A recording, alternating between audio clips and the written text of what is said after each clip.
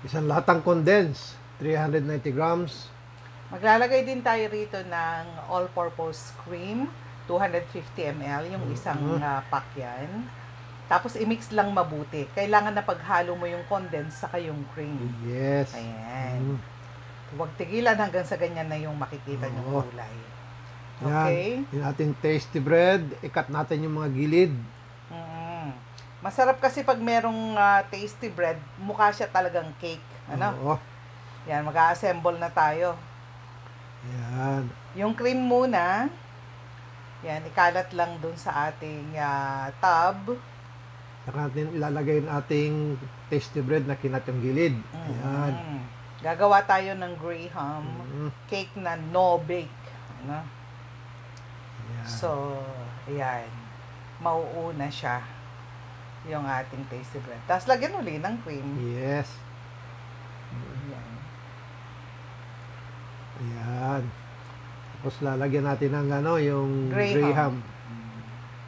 Tawag ng iba Graham. Pero tayong mga Pilipino, Graham.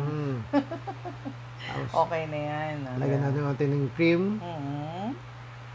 Lalagay din tayo dito ng fruit cocktail. Yes. Para meron siyang fruity flavor. Yes, ayan. Yan. Tapos lagay uli ng tasty bread. Uulitin lang natin yung process.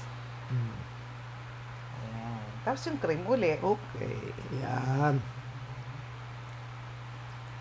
Ikalat lang. Importante mabasa mo yung ating tasty bread. Saka natin bubudburan ng mga yung crust powder. na Graham. Dinurog natin yan kasi hindi tayo nakabili ng yung talagang durog. Pero meron nabibiling durog na talaga nito. Okay. Pagkatapos, lalagyan uli natin ng fruit cocktail. Ikalat-kalat lang. Ayan. Lagyan lang ng mabuti. Ano? Yes. Saka natin ilagay na yung natitirang Cream. Oo, ayan.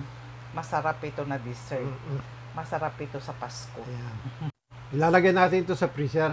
Ng 4 hours. Huwag nang lalampas sa 4 hours kasi mapro-frozen. Ano? So, ayan. 4 hours na. Check natin. Ayan. Tingnan natin ang pagkakaiba ng Graham cake na ito saka dun sa Graham cake na wala siyang tasty bread. Yes. Ano? Oo. Ito kasi hindi nakakaumay mga peps no? So, kaya para sa mga pwede namang mag-dessert, ano? Ito yung maganda So, sa ayan, Pasko. Ayan, tignan mo. Para talaga siyang cake, di ba? Yes, Tapos hindi nakakaumay. Dahil hindi siya puro-purong Graham. Yes. So, maraming salamat po. Tapos na naman tayo. Sana itry nyo ito sa holiday season na to at matutuwa ang pamilya nyo. Thank you.